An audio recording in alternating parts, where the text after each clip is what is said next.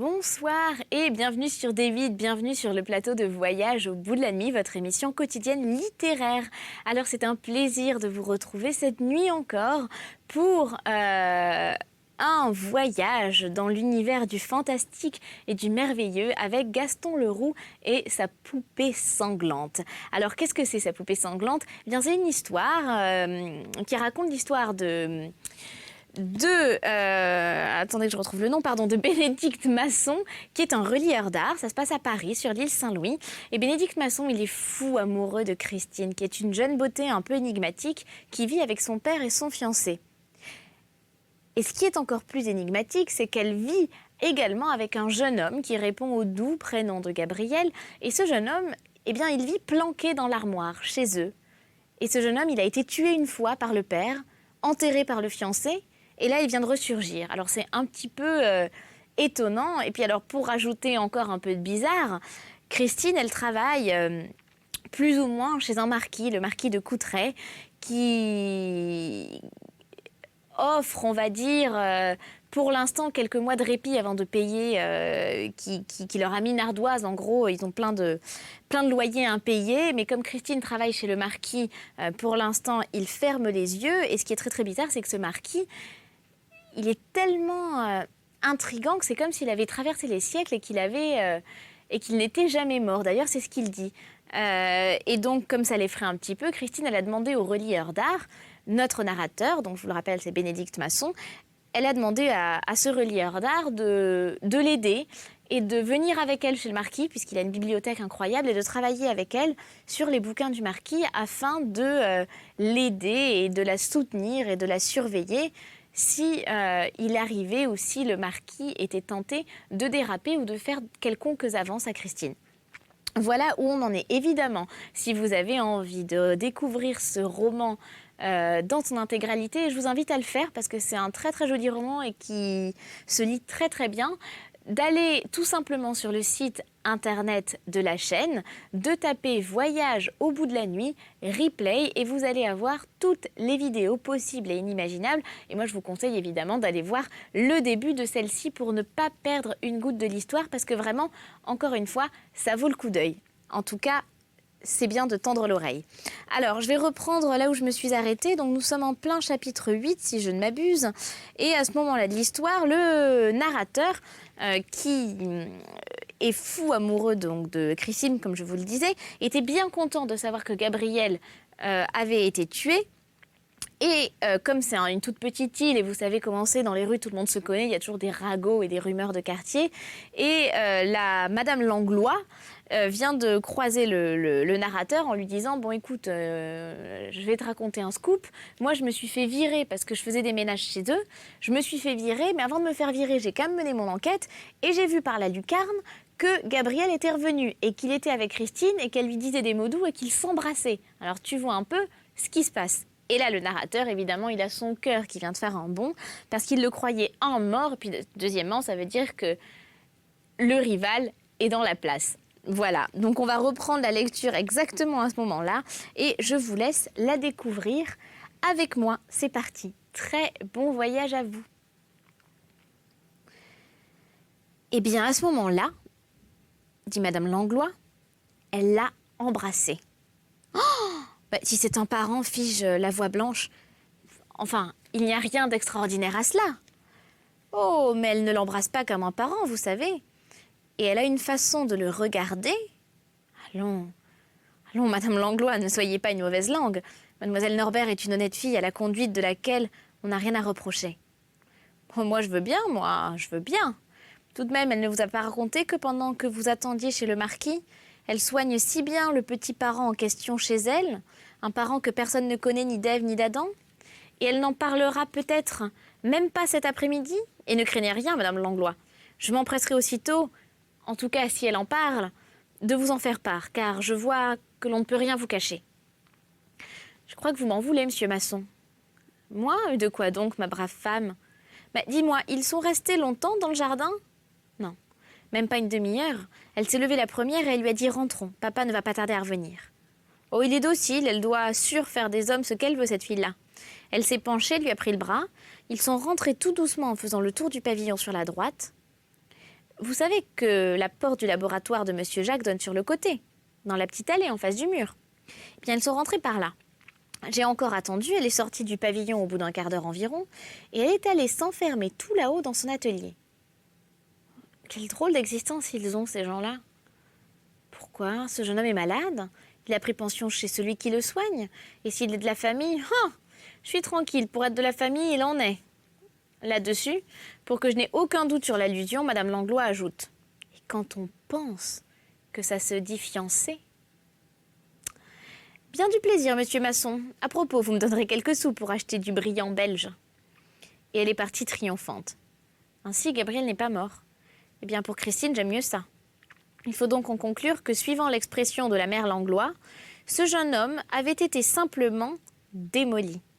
Et ce dont les soins de Christine et de Jacques Cotentin qui l'ont sauvé, dès la nuit même de l'affaire, le prosecteur avait dû rassurer Christine, et le père Norbert lui-même, sur les suites de l'accès de rage qui avait été jeté par l'horloger sur son hôte mystérieux.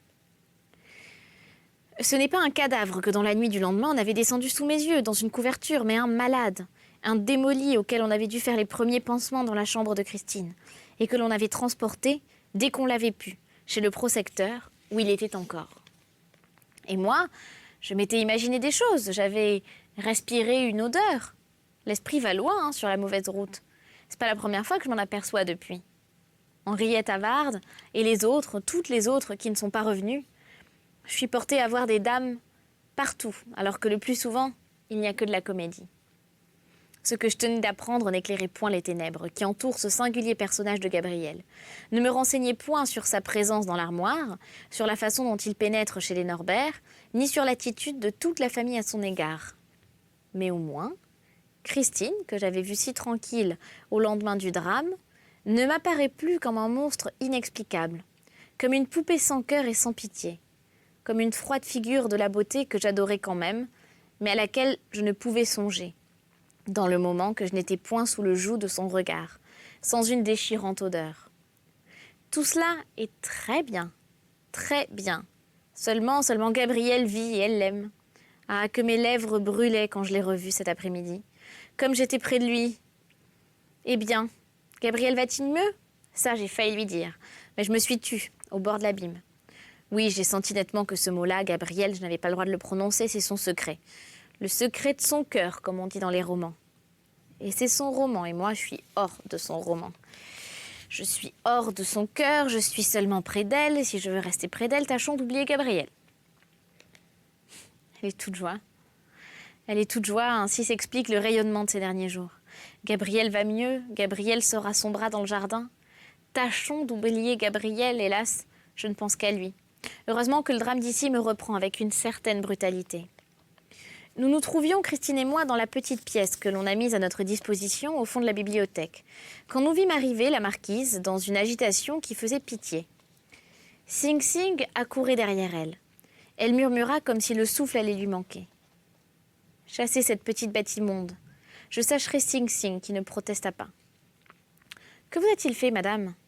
Vous devriez vous plaindre au marquis. » Elle eut un pâle sourire. « Sing Sing ne me fait rien que de me suivre partout et il n'y a rien là que je puisse apprendre au marquis. » Elle était en proie à un tremblement singulier, des plus pénibles à voir. Elle se tourna du côté de Christine. « Je vous en supplie, fit-elle, protégez-moi. Vous qui avez de l'influence sur le marquis, dites-lui s'il faut me laisser en paix, que ma pauvre tête s'égare et que ce docteur finira par me rendre tout à fait folle. »« Quel docteur ?» lui dis-je. À ce moment, la porte de notre cabinet s'ouvrit et la cariatide de bronze apparut dans l'embrasure. L'Hercule indien courbait la tête et les épaules, comme il s'y soutenait toute la maison. « Monsieur le marquis fait prier madame la marquise de se rendre dans ses appartements où le docteur l'attend. » Je regardais la pauvre femme, elle claquait des dents. Rodin, pour sa porte de l'enfer, n'a pas inventé une figure où l'effroi de ce qui va arriver creusa des rides plus cruelles. Ravagée par l'épouvante, elle nous regarda tour à tour éperdument. En vérité, je ne savais quelle contenance tenir, ignorant en somme ce dont il était question. Mais toute ma pitié allait à cet oiseau blessé qui cherchait un refuge. Christine lui dit avec tristesse : « Allez, madame, vous savez bien que c'est pour votre santé. » Elle entr'ouvrit ses lèvres exsangues, mais les mots ne sortirent point. Elle tremblait de plus en plus. Elle me regarda de ses yeux immenses et glacés. « Mon Dieu, fis-je, mon Dieu !» Si je ne trouvais pas autre chose à dire. Sangor répéta encore sa phrase, les épaules de plus en plus courbées, comme si sous le poids, il allait s'échoir toute la bâtisse. Et plus il était courbé, plus il paraissait formidable dans son épaisseur musclée. Enfin, comme cette scène semblait ne pas avoir de fin, l'Hercule se déplaça, se courbant encore, allongea vers la marquise un bras redoutable.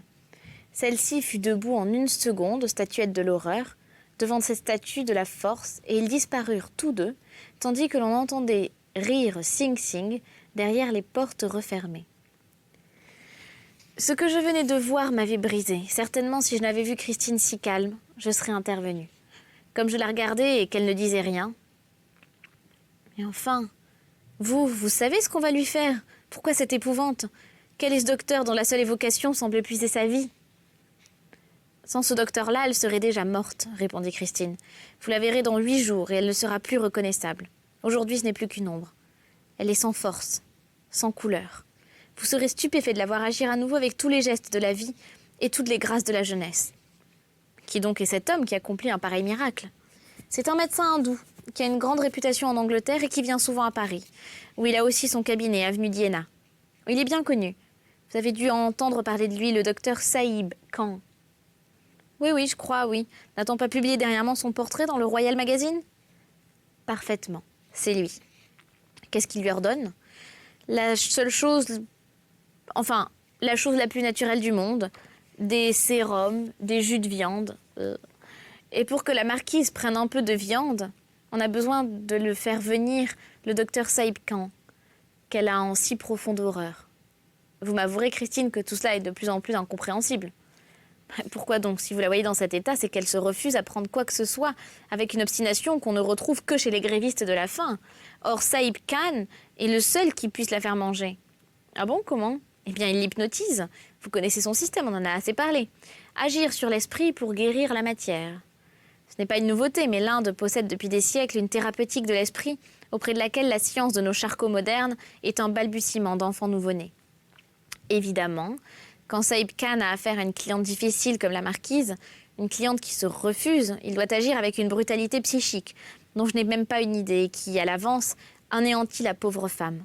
Vous comprenez maintenant pourquoi son égarement ne me donnait que de la tristesse, pourquoi j'encourageais la malheureuse, pourquoi je lui disais que c'était pour son bonheur. Et tout cela parce qu'elle s'imagine qu'elle est mariée à... Mariée à qui? Dites toute votre pensée. Eh bien, mariée à un phénomène qui est plus fort que la mort, c'est bien ça? Elle hocha la tête d'une façon qui ne me satisfit qu'à moitié et j'insistai à mon tour. Tout ça ne tient pas debout. Elle pourrait s'imaginer cela et ne pas se laisser mourir de faim. Mais qu'est-ce que vous voulez que je vous dise? Qu'est-ce que vous voulez que je vous dise? Je repris au bout d'un instant. Bon, si je vous entends bien, ce Saïb Khan ne peut la guérir que pour quelques semaines. Sans me regarder, Christine me répondit. Hélas, il est étrange même de voir avec quelle régularité de pendule la marquise glisse de la vie à la mort pour remonter de la mort à la vie et redescendre ensuite. Au bout d'un certain temps, chez elle, l'idée réapparaît. L'idée qui finira par la tuer si on ne l'en guérit pas. Le marquis n'a plus d'espoir qu'en Saïb Khan. Et en dehors de l'idée pour tout le reste, elle est lucide? Oh, elle est très lucide, elle est même remarquablement intelligente. Alors il est inimaginable que l'on ne puisse lui faire toucher du doigt l'absurdité de son idée.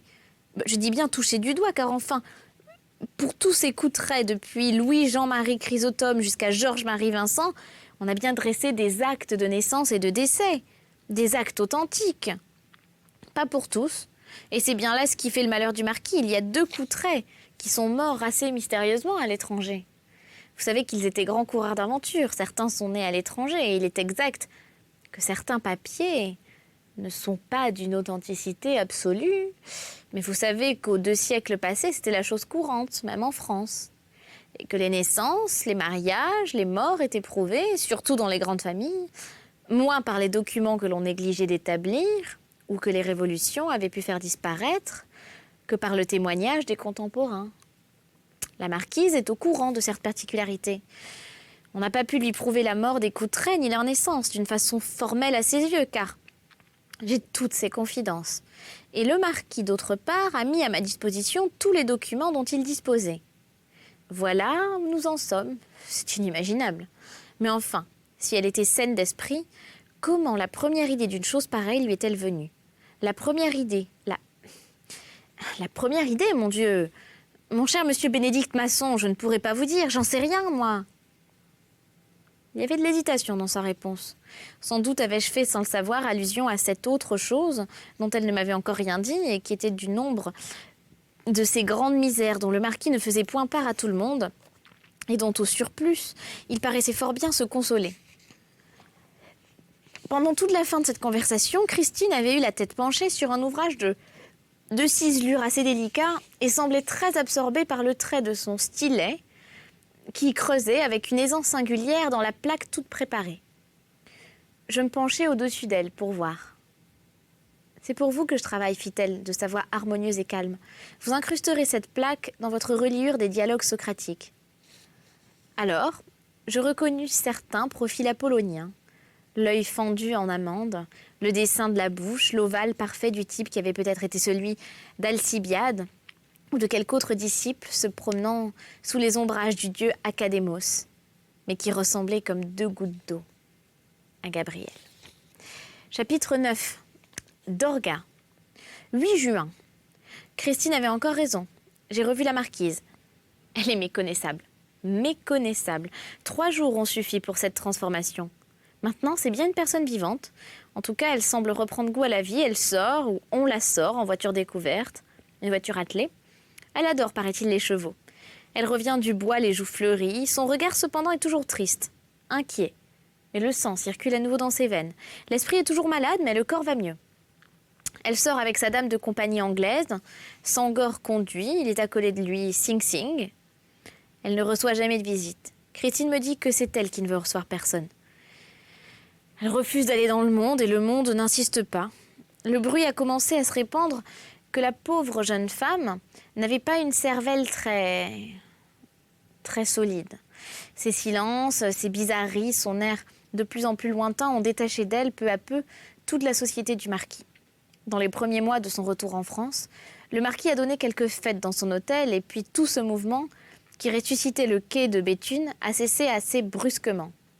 On plaint Georges-Marie Vincent. Néanmoins, ses amis se félicitent qu'il ait pris le dessus sur ses malheurs domestiques. Je tiens naturellement tous ces détails de Christine, elle est très renseignée. Le sang des Coutray est plus fort que tout, me dit-elle. Ils en ont vu bien d'autres. Un petit bourgeois serait écrasé par cette infortune. Lui, il prend des maîtresses. Il aurait voulu me mettre dans sa collection, il n'a pas réussi. Il est déjà consolé, ou du moins je l'espère. Je ne peux plus être l'ami et l'ami de la marquise. Ils ont besoin de moi entre deux. Vous avez le secret de ma situation ici. Sur ces entrefaites, le marquis est entré, un flacon et des gobelets d'argent à la main. Ses yeux brillaient. Il faut que je vous fasse goûter ce que Saïb Khan vient de trouver pour la marquise. Elle y a goûté. Elle a déclaré cela excellent. Je vous crois, on dirait un cocktail. Et savez-vous ce que c'est? Un mélange de sang de cheval, d'hémoglobine, de je ne sais quoi. Oh là là, goûtez-moi ça, je vous dis. Aucune fadeur, au contraire, une saveur capiteuse et chaud à l'estomac comme un vieil armagnac. Bon, ça réveillerait un mort. Et ça vous donne un appétit. Nous bûmes. Oui, c'était en effet tout ce que disait le marquis. Avec cela, ma petite Christine, nous la remettrons debout en 15 jours. Et il se tourna vers moi. Vous étiez là quand on est venu la chercher pour le docteur? Christine vous a raconté. Oh, vous êtes un ami, la pauvre enfant, si nous pouvions la sauver. Ah, que le corps se porte bien et la tête ira mieux. Il s'est frappé le front et s'en est allé avec son flacon et ses gobelets, enchanté, rayonnant. Et je vais m'arrêter là, je vous laisse haletant et languir, puisque, comme vous l'avez compris, c'est la fin de l'émission, mais on se retrouve très vite, évidemment, pour aller un peu plus loin et creuser cette histoire énigmatique qu'est la poupée sanglante. Je vous souhaite à tous une très très belle fin de nuit, une très belle journée si vous venez de vous lever, et on se retrouve très bientôt sur Des Bites. Allez, à très bientôt, ciao.